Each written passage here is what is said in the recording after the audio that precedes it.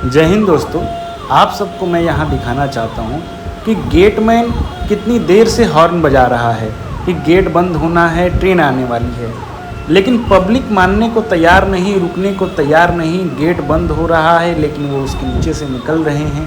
अगर किसी के सर पर लग जाए, किसी की गाड़ी का शीशा फूट जाए या कोई टकरा करके दुर्घटना कोई हो जाए तो उसके लिए ये सब गेटमैन को जिम्मेदार मानने लगेंगे।